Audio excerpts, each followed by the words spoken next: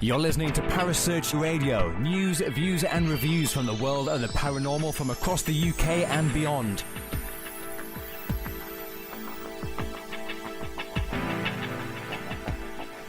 Find us on Facebook, Twitter and the World Wide Web. Parasearch UK Radio.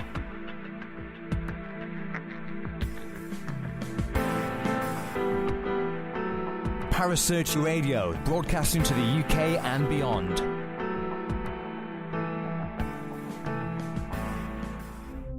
The views and opinions expressed by presenters and guests are their own and do not necessarily reflect the official policy or position of Parasearch Radio or its affiliates and sponsors. Listener discretion is advised. You're listening to the Supernatural Chat Show with your host, Sean Cadman, only on Parasearch Radio.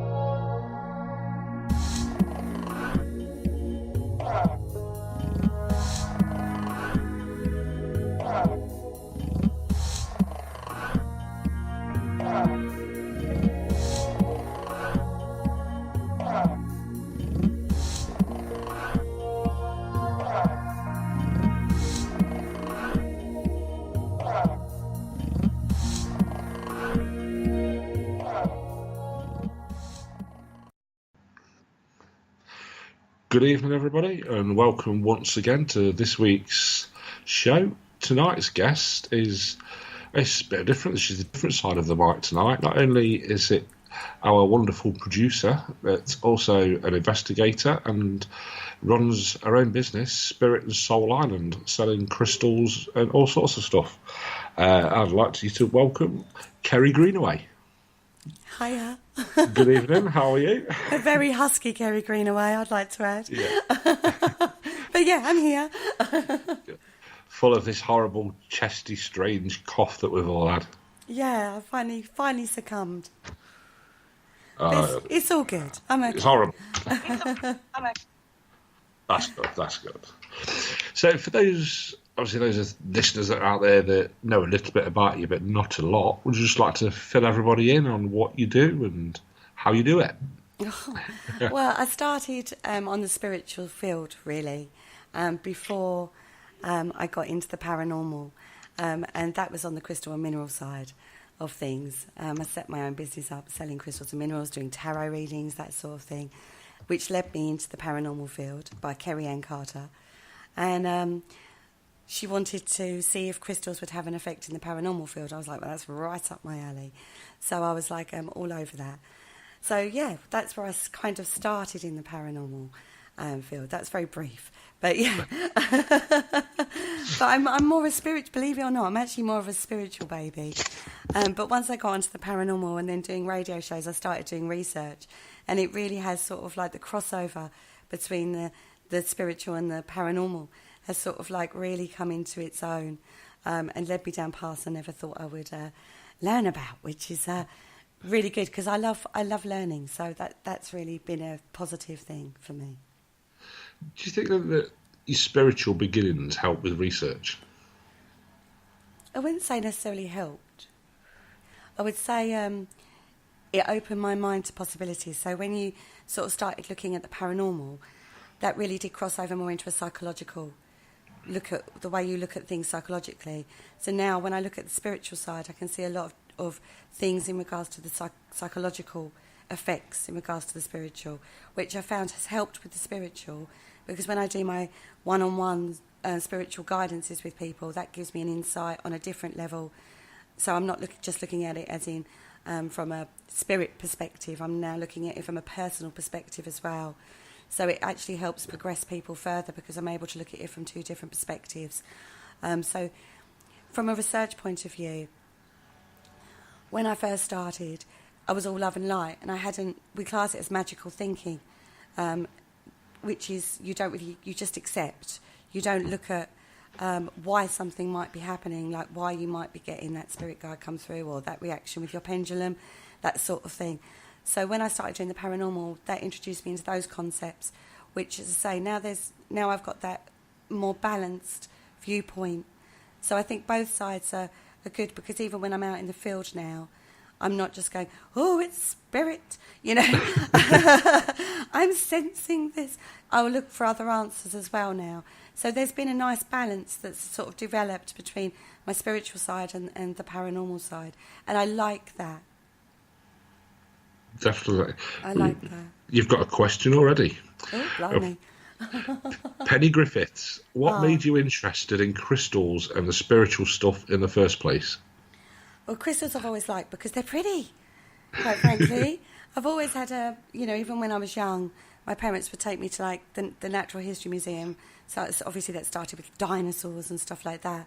And then I sort of discovered the mineral section. And, my goodness, I could spend hours in there. Then we sort of went from dinosaurs into let's just take her to the crystal section. She'll be happy for hours. So that's sort of where the crystal side came from. And then obviously, like I say, this is when I was really young. So wherever we went away, I'd always end up not in the tat section of the gift shops. I'd always end up in the crystal bit. Every gift shop has a crystal bit, and I ended up with quite a collection over the years of, from being a child through. And so when you go through various stages in your life, I always looked for, and this has sort of been a theme for me throughout my life, I always wanted to know the why. So whenever I went through like an emotional situation, I would always look for the reasons why. Why does that happen? Everything's supposed to happen for a reason, that sort of thing. But I always wanted to know the grand plan, the grand scheme. And that naturally kind of led me down to the spiritual side, trying to work out what it was within myself. Was I enabling a specific behavioural pattern? Do I need to heal specific areas of my own self so I don't repeat those patterns, that sort of thing. But I was doing that from a very spiritual perspective rather than looking at it from a psychological perspective at that time. And so this is going back to my younger years. Yeah. And in my young years regarding like the supernatural paranormal, I'd always had an interest. That started off with like a Penguin book of ghosts, that was like a bit scary, like reading those stories going, oh, it actually happens. There's things out there that people can't explain, and then there was a magazine, the magazines that were out there at the time, Encounters, if I remember rightly, and one that Jason Day referred to last week, I can't remember the name of it off my top of my head. That was run by a lady called Alison. I used to get those instead of getting like the Beano or something like that. I wanted that magazine.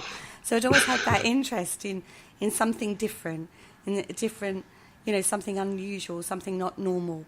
I'd always had that interest even from like being a child. So that's sort of what led me to it.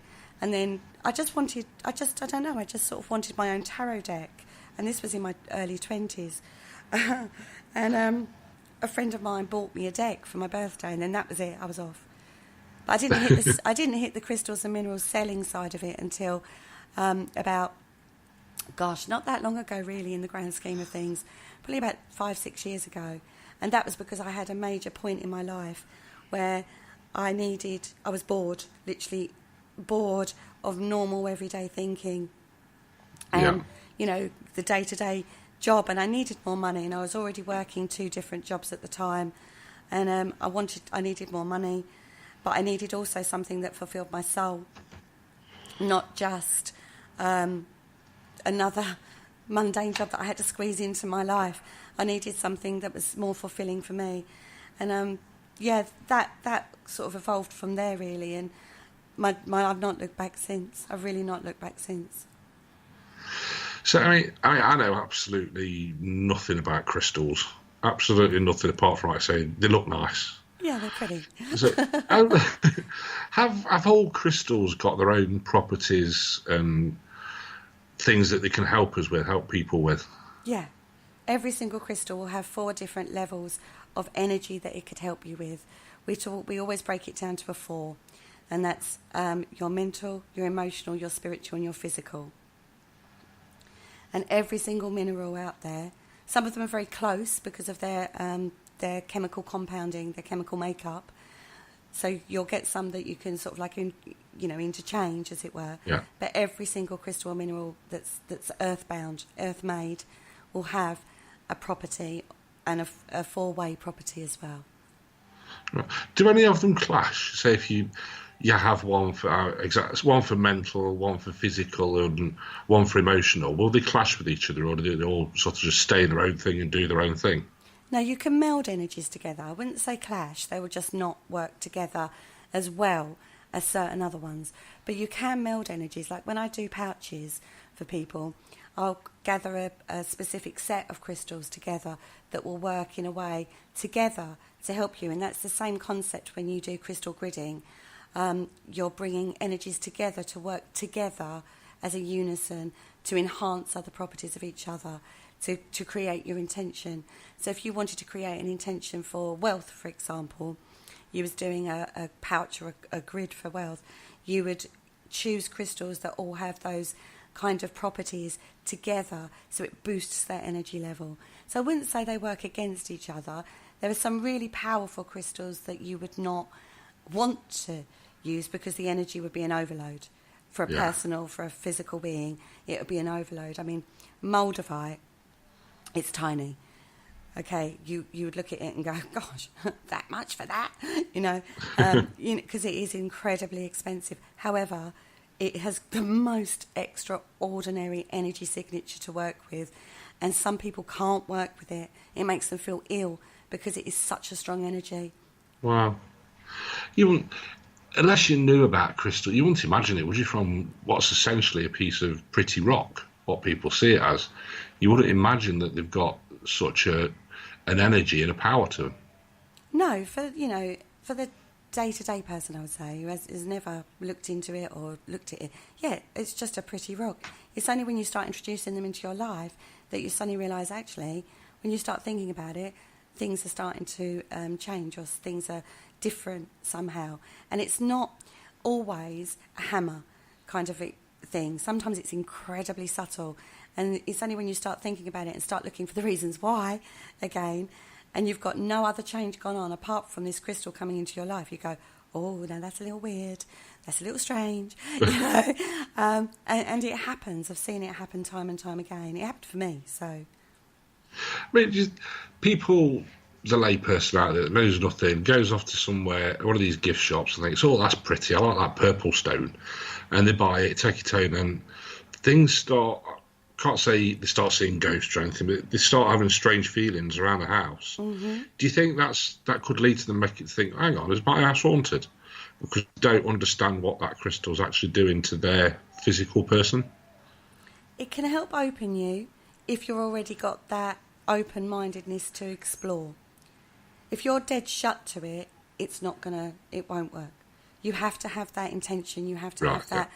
You have to have that mindset. It's not going to bring, open a portal or something like that. It's not going to do that. But it will work with you physically. If you wanted to explore your sensitivity, or your, you wanted to meditate with it, then it would help you open your psychic centres. But it's not going to just open a portal in the corner of your room and have some spirit walk through. They're good, but they're not going to do that. That's all right. Question off Gary Bradfield for you. Mm-hmm. Says, would you say that your crystal pouches are similar to the Native American medicine pouch, as in protection-wise? Yeah, very much so. There's lots of variations on pouches, not just the Native American. There's all sorts of different pouches out there. All of them are based around natural, organic materials, whether that be herbs, whether that be crystals, various resins that come off trees. There's all sorts of different types of pouches out there, and it's actually the intention that goes into it that's actually key. And you can have a pouch or a medicine pouch or whatever for whatever reason you want. It's pretty fascinating stuff, isn't it, these crystals? It's incredibly fascinating.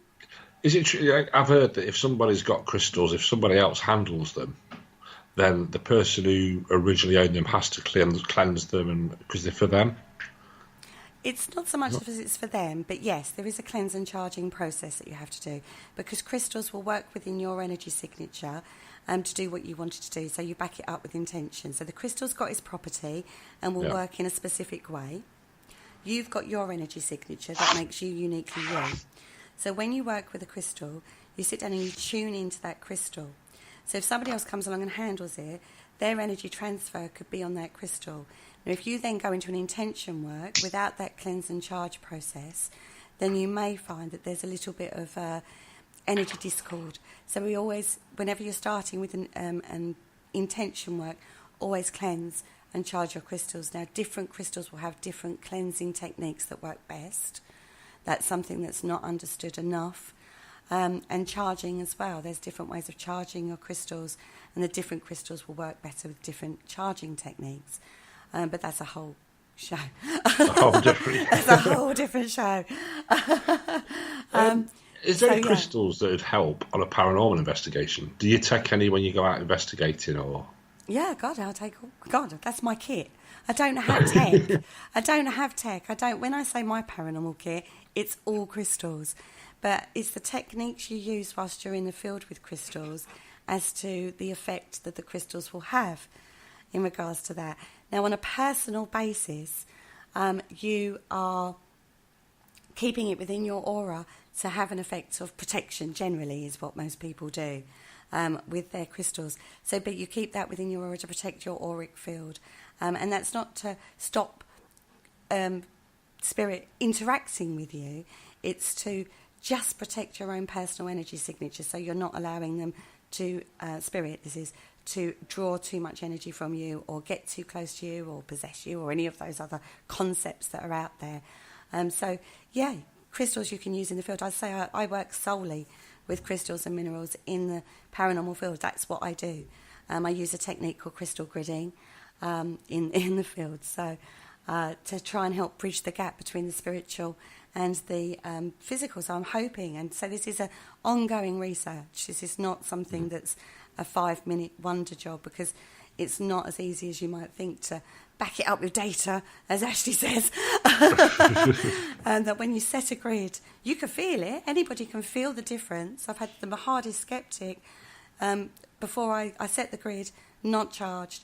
Then get them to feel it, and they go, okay, it's a pre-setup. Love it, but don't feel anything. Then once I've done my intentions charging thing, get them to refill, and they go, there's a difference. There's the difference. I can feel that, but they can't explain that.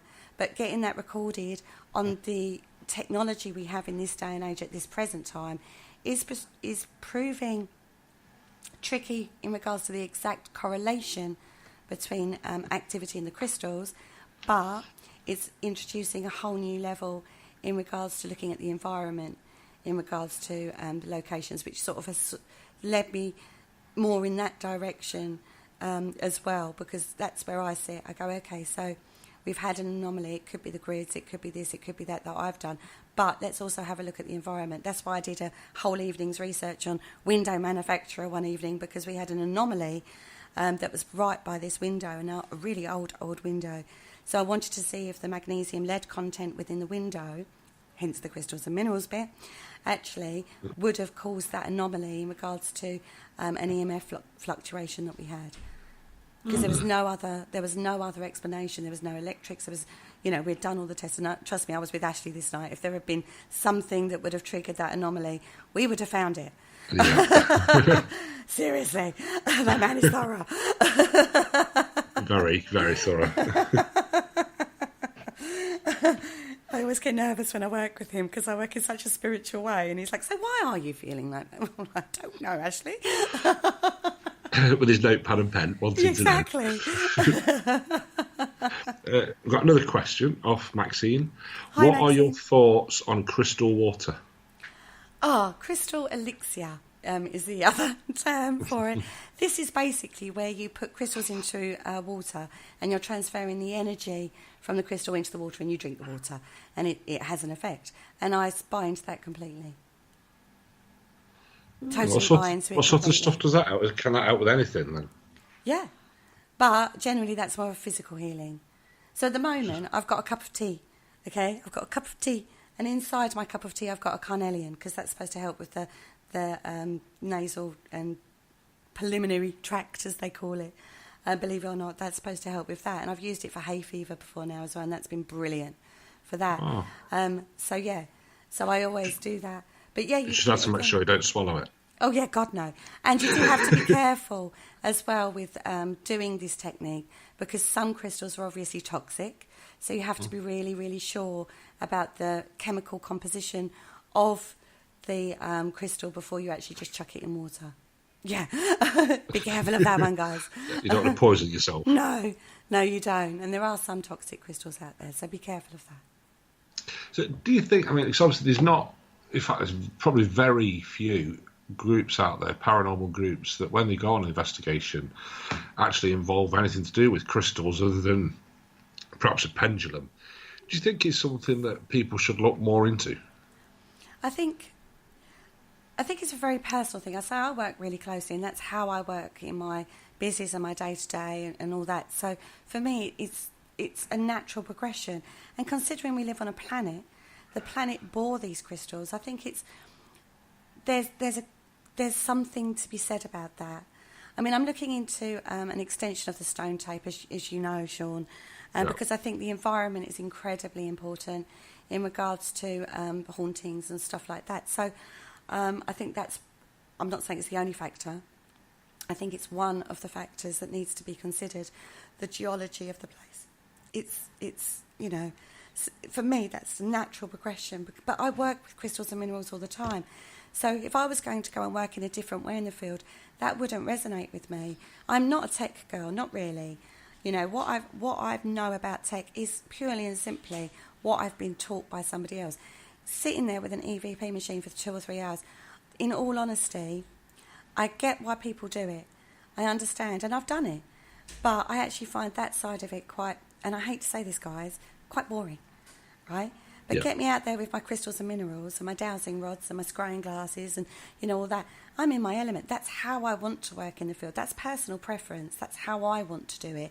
And if I can create, or, not create, but if I can activate a response by using some of these methods for you guys to do it and record it on your tech, that's exciting for me. And that's from a personal perspective, not a professional. I think that's what makes paranormal fields so diverse, though, that there's people like yourselves that work with your crystals and minerals and things. And I think it brings a new dimension into an investigation instead of everybody sat there with tech, that there's something else, another element coming into that investigation, another way of drawing spirit forward.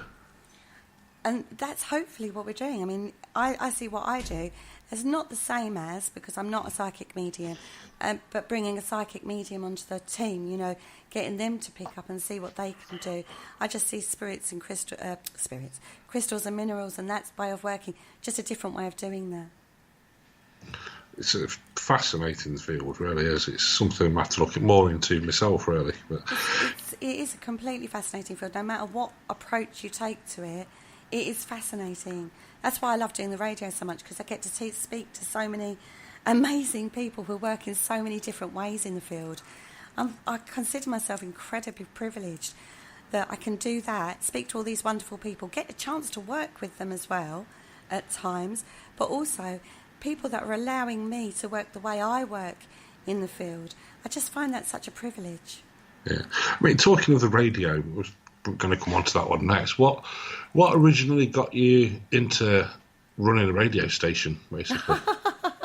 Well, it's all started with a gentleman that wanted to interview me on his radio station because he'd heard about my work with crystals and minerals in the field. And so that's where it started. And, oh, God, that first interview that I ever did was like, I was meditating, breathing and sweating and panicking and all that sort of thing. Yeah. And then I got talking to him and he said, I think, I love your approach. It's different. You look at things from a different perspective in the field.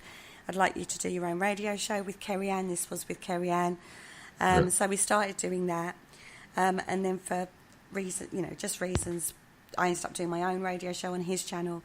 And then he decided that he'd done 4 years doing it and he'd had enough. So we stopped doing the radio, but I really missed it. And then the opportunity came up to do Parasearch. And I was like, yeah. And then I kind of just like, rather than the worry that I'd had before that experience, just kind of, it felt more natural. And then, so Parasearch was started by Paul Rook, our very own Paul Rook, and Richard Clements. And then Richard decided he wanted to step back and said, would you like to take the helm? And I was like, oh, hell yeah, because I don't want to stop this. I don't want to stop. I want to carry on. So if you're happy for me to take over, then yeah, I'll take it on. And sort of that was over a year ago now. So yeah, that was good. Yeah, and I love doing it. I really love doing it. Where do you see Parasearch Radio going in the future? Wow. More interactive. I'd like to bring the field together more. That's what I'd like to do. That's the role I would like Parasearch to have, is bring the field together. And that's not just like all the teams together. I'm not talking about para-unity. I'm not talking about para-unity at all.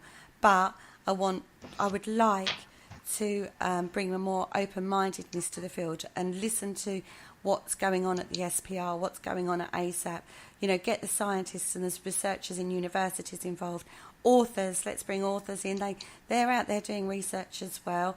Why can't we incorporate all these people in things we're doing? It'll make each other's job a hell of a lot easier. If you're going to a location and you know an author that's already written a book on it, talk to them. They've done the work. You know what I mean? If you're looking at, say, the Gansfield experiment, we had Dr. Cal Cooper on, and he showed that the Gansfield experiment has progressed so much further since that. The research that has been done and is languishing in universities is just tragic, quite frankly, that the teams in that aren't aware of this. So I'd like Parasearch to help bring the field together on a knowledge basis and a communication basis than has ever been done before. That's what I would like Parasearch to be. And it's not about egos or who's better than who. It's about opening the field up so we can look at different ways of working and look at different research that's been done and open discussions about that without being judgmental. But actually maybe, just maybe, it might change your mind on things. I've had my mind changed on things over time, just from talking to people, or expanded. That's happened to me. I'm not interested in petty arguments. I'm interested in learning and the reasons why and research and bringing that so it's more open for everybody. Definitely. I think the more people you work with in this field, the more knowledge you can take back to your own investigations. It's a fantastic field when you go into it with them reasons of learning and getting to know people, looking at the different ways that people explore things, the different ways people research. It all just, I think it makes you a better investigator at the end of the day. Oh, God, yeah. God, yeah. I mean, when I look back, my very first investigations, and I'm going back a little way, I was straight off the back of Most Haunted, believed orbs were like spirit entities. Mm-hmm.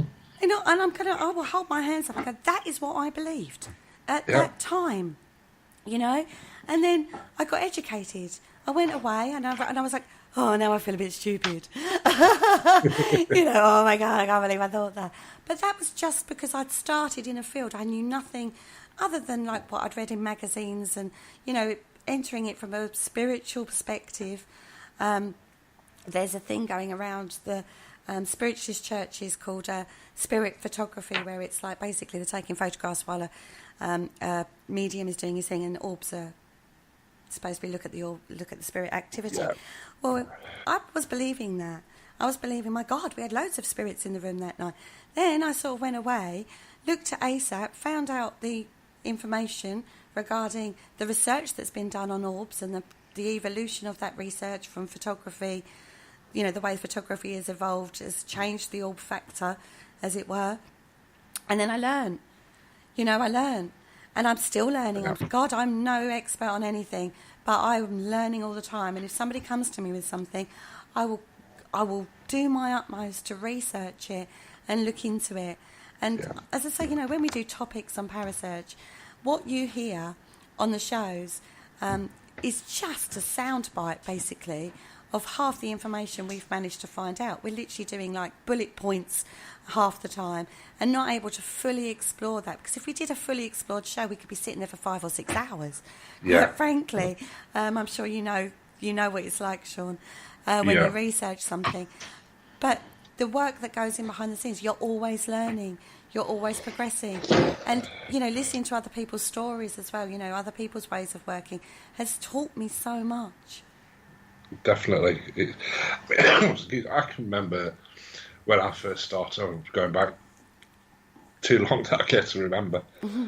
Originally with just a torch, then we got hold of one of the old high-8 cameras.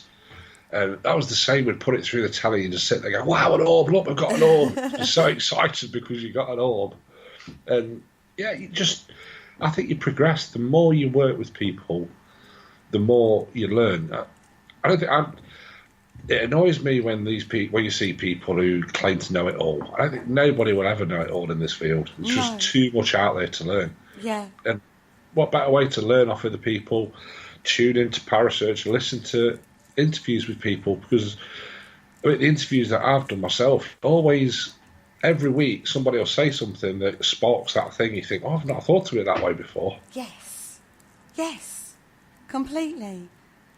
That's one of the things I loved about Paraforce last year. It's the first convention I'd been to, and just sitting and listening to people talk, and then talking to them after as well. Fascinating, absolutely fascinating to me. You got a complete different perspective from what you would on a radio show or reading a book or, watching them on TV or, however it is you've come across that person. I think one of the most eye-opening ones was actually somebody who doesn't really investigate, which was Michael D. Yeah. From Morbid. His story, and look at the discussion that followed his talk. Yeah, fantastic. That sparked off a fantastic discussion, and that's what I loved about that. It was like a melting pot of a round table discussion with loads of people in the room, all got a common interest, all got different ideas, all being respectful and open-minded when you're talking to each other. I loved that. That's what made it really so special for me. Going to the conventions, which is why I'm so lucky to be involved with 3 this year. You know what I mean? I loved that. Like-minded people in a room talking about a subject they love, all knowing different things as well, because we all learn different things. None of us know. Penny's in the chat room. Her history is astonishing. She knows her history. You know what I mean? Yeah. Talking to that girl, she knows it. If I want to go to a location, I'm going, Penny, help me out. I need to find out about this. And she's like, yep, on it. Or if she doesn't know it, she'll be happy to research it. She's like, yeah, give me a project. Great, I'll run with it. Oh, gosh. Kaz, she's been investigating since she was like, so young. She's been doing her thing. Paul runs a company as well, does events, which I host for. Hi, Carl. Yeah. Alison, I was just trying to say hello to everybody in the chat room. He hosts a company. I love doing the hosting as well, because I actually get a chance to talk to people about things that I know from a spiritual perspective in the field, not the tech. So it gives a different level to the investigation that goes on a public, talking to people, seeing their enthusiasm for it. From them watching a TV program, they then go, let's go on a ghost hunt. And then getting to talk to them and then showing them a different side to the paranormal field and then seeing that passion ignite, seeing that interest ignite. And trust me, I spend all night talking more than I do, sitting there doing experiments and stuff. We do some of that too, obviously. But I spend more time in the hub talking concepts through than I do out there. But that's sort of my role as a host. And I love that. Do you know what I mean? So, every single person brings something to Parasearch in a way that, which is fantastic. I love that. I love that we can bring these people and bring people on to Parasearch to discuss things as well. I just love that. I mean, it's great. The time I've been doing it, everybody I've interviewed, it's been fantastic. Like I said, I've learned every single person. I think I can say I've learned something off, or they've opened my mind or ideas to look at a different way of doing things. Yeah. And I think that's what people need to tune into these shows, to listen to these people, because come into it with that open mind that you're going to learn something, and you do. Yeah. Like I said, with conventions, such a spread of people at all 3 conventions to listen to and learn new things. Oh, completely. And you get a chance to talk to them off stage, as it were. You know, talking to Barry Fitz, Gerald at last year's Paraforce. Fantastic. John Blackburn, right? Oh, my goodness. And Maxine, both of those interesting people. Ways they're working in the field, totally different from what anybody else is doing. Fascinating. And they've incorporated crystals and minerals and stuff like that into their work. That, obviously, I'm like, John, I need to talk to you about this. You know what I mean? And it's so open. That's how I do it. That's where I'm working from. That's how I do things. That's my opinion. And you go, gosh, that's amazing. You know, talking to, like, Carl Hutchinson's a really close friend of mine. I love that guy. He's all tech.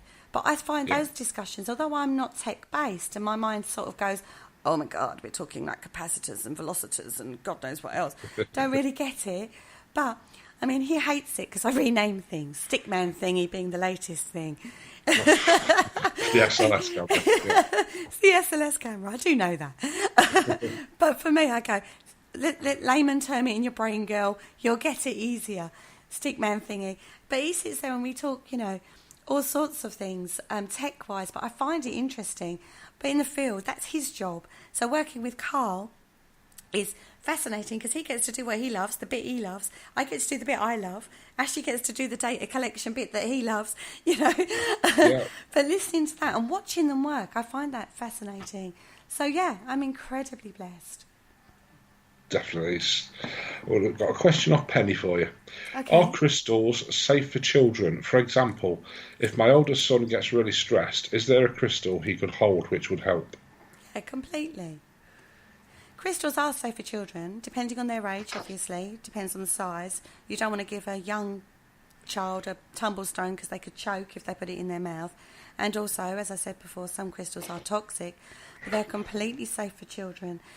For stress, you want to go for something like a blue chalcedony or a blue calcite. Even fluorite would be good for that. You know, those kind of crystals would help. And yeah, the safe way to do it is actually to put it in a pouch.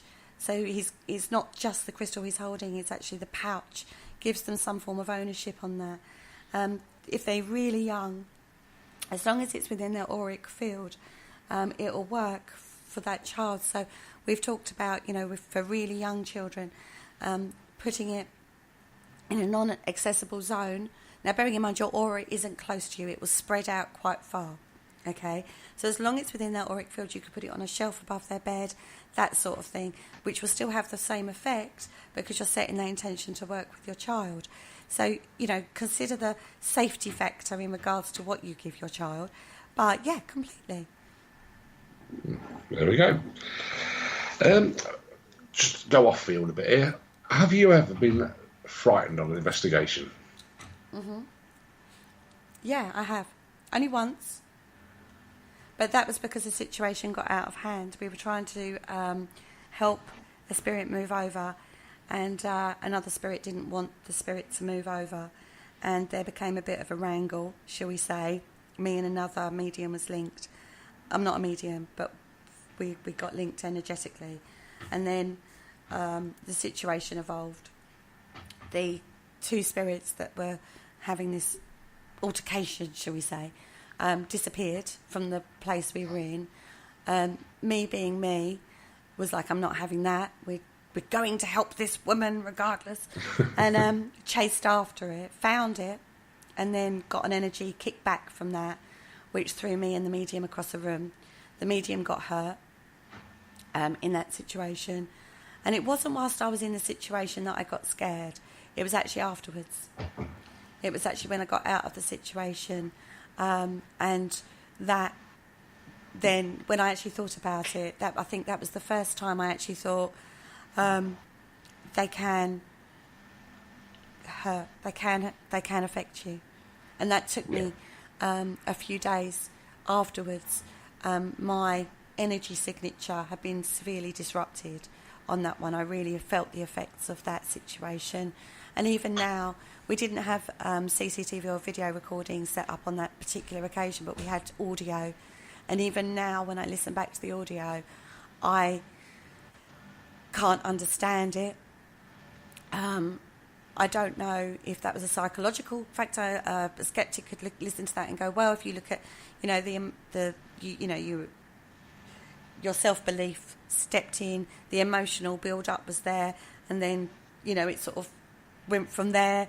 That might be the way they took it, and I can see that point of view. All I know is what I experienced, my personal experience of that situation. And after the event, we left the location. We wasn't able to help, obviously, after that.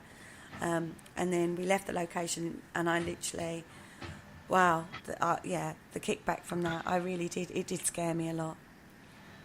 Wow. I mean, whenever we do an investigation as a team and we've got guests along, we always say to our guests, look, if at any point you feel uncomfortable, you feel threatened, please tell one of the team and we'll remove you from the situation. Yeah. Is there anything that you would advise people on an investigation? Firstly, I would say be open-minded. Yeah. Be very aware of yourself, your emotional state for yourself. Don't let your emotions get the better of you. So if you are getting scared, you can let that run away with you. So if you're getting yourself into that position, then get out. Just because you can't judge it then. You can't judge what's happening. So you have to kind of like remove your normal self and keep a very logical mind. Even if you're working spiritually, you kind of still have to keep that balance and keep your emotional control. So that's what I would recommend in the field. But I agree with you. If you're in a position, you're not comfortable, it doesn't feel right, trust your instinct. Trust your instinct every single step of the way. Yeah, I think that's one of the main things whenever you're on an investigation. It's trust your instinct, trust your gut instinct. Yeah. If something doesn't feel right to you, get out of the way. You do that in life though as well. Yeah. Not just in a paranormal investigation. If you're get involved in a situation for some reason it's not resonating with you, or that person you're with isn't resonating with you, get out. Trust your gut every single step of the way. Yeah, I mean, I've heard numerous people say to me, nothing scares me, nothing will ever stop me doing this, nothing. But I mean, I can remember we used to go and investigate, it was called Aston Hall Mental Hospital. It was derelict and boarded up. We used to go up every now and again and see if the kids had been in and ripped boards off the windows. Think, right, off we go in, we can go. Yeah. And this one weekend, we'd gone up there, there was 3 of us. Some of the boards were off the windows, and we usually used to hang around, make sure there was nobody, no kids in there, nothing, and play absolute silent for about 20 minutes, nobody in. We walked up, probably 20 yards away from the building, and I just got that gut feeling, like the bottom dropped out the pit of my stomach, and I stopped. I said, something don't feel right. And Simon, team member with us, he says, no, he said, I can feel it. And there was a bang inside the building. It wasn't as though somebody dropped something. It was like the building boomed, and you could feel it physically emanate from out this building. And we've never left the location so fast. It was gone. Yeah. And I said, there's no way I'm going back there. No, and I've never been back since. No, I think no matter how hardened you are as an investigator, you trust your gut. Yeah. Trust your gut every single step of the way. Yes, we want to capture evidence. I'm not sitting here going, run away from every situation. But when you've got something like that going on, you have to trust your gut, because it may not end nicely. Precisely. Why put yourself in a situation that you might not be able to handle? Completely. And at the end of the day, we'd rather interact with entities, should we say, that want to share their story, that we can build up that evidence base from. Evidence being a loose term, you understand. To get that data built up. We're not out there to be hurt, whether that be a hurt physically or spiritually or emotionally or mentally. Because if you go through a situation that's really out of your comfort zone, that can really upset you. And you that's days afterwards when you're thinking back over it. It's an experience you've lived through. It's not just that was a strange thing. That's something that I remember after the experience I had. I think I cried on and off for like 2 days because I couldn't get my head around what had happened. Yeah. And that's not a positive, fun, hobby thing. I don't want to be in that situation. But that doesn't stop me from doing it again in regards to going out investigating or interacting with spirit, but I'm a lot more wary now of what I'd energetically get myself involved in. So be aware of that. You know, it is a great area. It's an amazingly interesting hobby that we've got, or business if you're running an events company. But there are, like with any company, whether that be a shop, whether that be a building site, you have to take precautions and be safe. Yeah, I think that's the main thing, isn't it? Whatever you're out investigating, be safe, be wary, and I mean, I suppose that could lead you into what's your thoughts on provocation? Oh goodness, provocation! This is a one. Personally, I think you should treat any spirit with the respect and open-mindedness that you would treat a human being. Yeah, that's my personal opinion.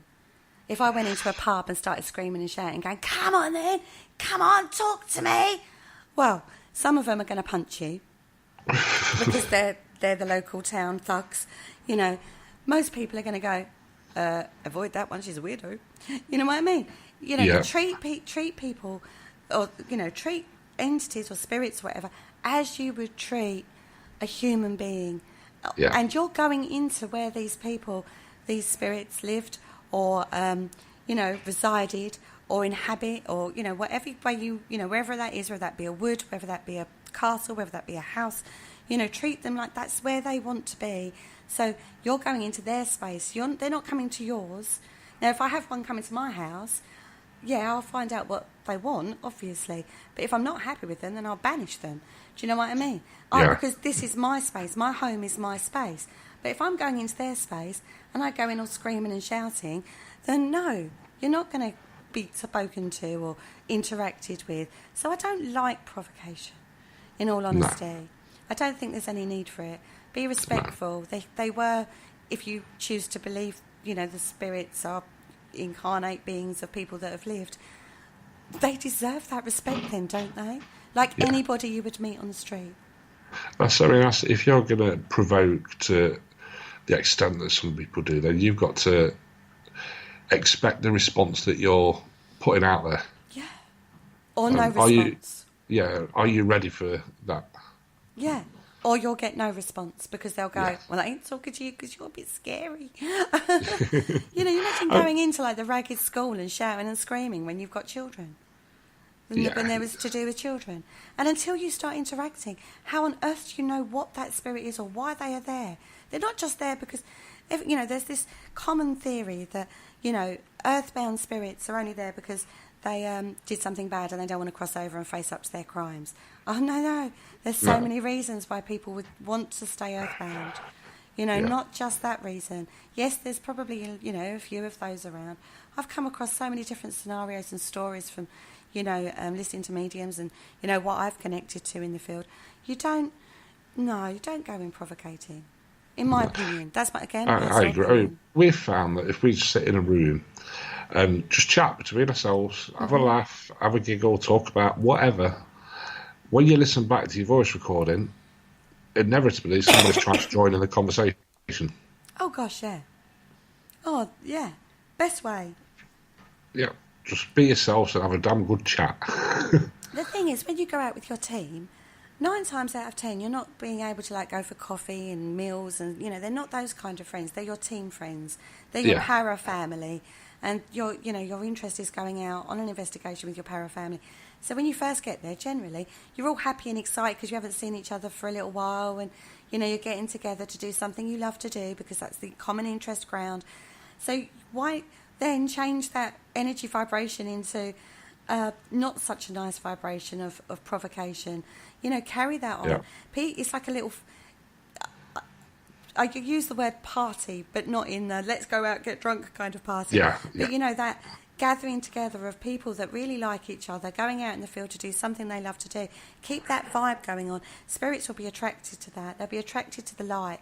And your energy is a huge part of that. And if your energy is high because you're with people that you tend to love on a certain level, and you're having fun doing what you love to do, that is very attractive. In exactly the same way as if you're down the pub and you see a group of people having a really good time with each other, your attention is automatically towards those people. You know, I don't get why people do it. I don't. No, it goes back to the old adage, doesn't it, where negativity draws negativity, positivity draws positivity. Yeah, definitely. Yeah. I mean, the law of attraction states that a million times over. Yeah, going from the spiritual perspective, mind your thoughts, that sort of thing. Exactly. But like I said, you work on the spiritual level, and you work a lot with Ashley, who's very data-led and very deep research. Do you think that spirit will ever be proven to the general public? Oh, no, that's a difficult one. No, I don't. It is the blunt answer to that. I think we'll prove a closer relationship than ever before. I think we're making steps towards that already. I think those steps have found many correlations that show a more closeness to something else. I'm not going to say it's spirit, but something extra is going on. Where that comes from, I'm not qualified to say, but there are many different theories. But even psychologists define that there is something else going on. What that is, I don't know if we'll ever get to that point. But the way science is moving incredibly fast, in the same way technology is moving incredibly fast, I'd like to hope one day we will. But whether or not we will, I don't think I'll ever see it in my lifetime. I had this disagreement, shall we say, on one of the pages a few weeks ago. Somebody put the post up, do you ever think the paranormal will be proven beyond doubt 100%? And I said no, because all it takes is for one person to disbelieve what you've shown them, and that then fails on the 100% proof. Yeah. There is a lot of... I have amazing respect for skeptics. I have amazing respect for scientists. I have amazing respect for researchers, that people do the work. I have amazing respect for so many different areas. But whether we can bring all those fields together to prove something, I don't think we will. There's too many belief systems out there, and I think there's too much evidence. We rely too much on EVP, video, photograph, evidence, and a lot of that has been already heavily researched and been able to debunk. Even if you had Casper the Ghost come in, do a full-blown body dance in front of you in real life, and manage to record that on EVP video from multiple angles with multiple people filming it, somebody somewhere is going to go, that's photoshopped, or that's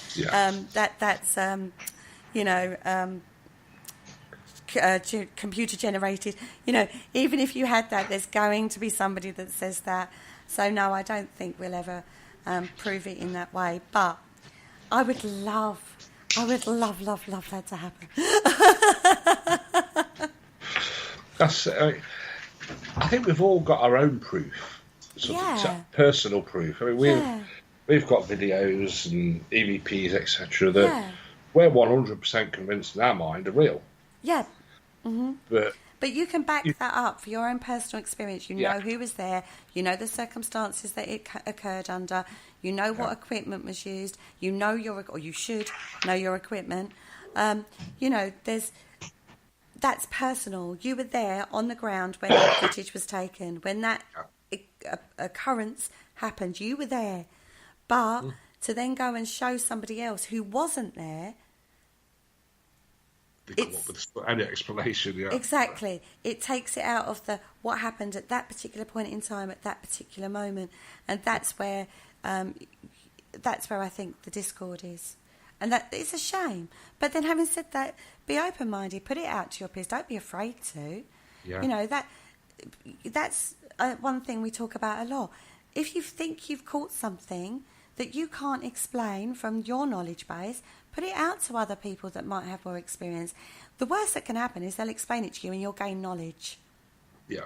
That's the worst thing that will happen. Yeah. And the next time you get something like that, then you know why. Yeah. If they can't explain it, that makes it really interesting. Definitely. We've had the situation, I'm sure many of the listeners have, where you put something out there, somebody's come up with an explanation that's so far out there and stretched that you're incredulous that they could even come up with that. Just let them get on with it. I mean, in the past, we've had raging arguments over stuff. But at the end of the day, it's not worth it. It's not worth an argument. Listen to the positivity and a decent opinion, not somebody trying to rip you apart. Exactly. It's about how it's put to you. If I put something out there, which I never do, to be fair, I'll go privately to people if I want to put something out there. I won't ever put it out on socials. But if I was to put something out there to one of my peers, it's an open discussion. Yeah. It's a discussion that happens. And like I say, 9 times out of 10, I will learn something from that. Yeah. And that's got to be a good thing. And that's what that's about. You know, like, I'm very close friends with Ashley Nibb, Carl Hutchinson, Kev Kerr, Rob Lee.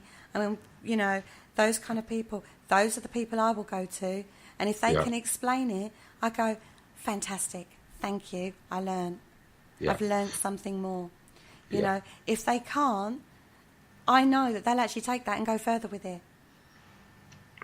Yeah, I think that it goes back to what we said earlier.